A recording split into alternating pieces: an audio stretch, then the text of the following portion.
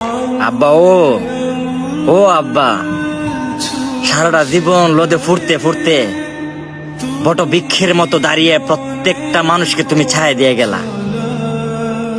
তুমি আব্বা অপমানও সহ্য করতে পারো, অপবাদও সহ্য করতে পারো।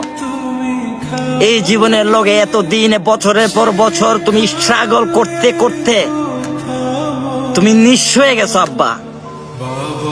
তারপরে তুমি হাল ছাড়ো নাই, তারপরেও তুমি হাল ছাড়ো না আব্বা। এই জীবনের লগে যুদ্ধ করতে করতে তুমি এখনো পর্যন্ত টিকে আছো। আর আমি, আমার মতো হাজারো সন্তান আব্বা অল্প বয়সে ক্লান্ত হয়ে গেছে আব্বা, অল্প বয়সে ক্লান্ত হয়ে গেছে। পারতেছে না আব্বা, পারতেছে না। এই জীবনের লগে যুদ্ধ করতে করতে আর কোলাইতে পারতেছে না। তুমি সেরা আব্বা, তুমি সেরা, সত্যি তুমি সেরা।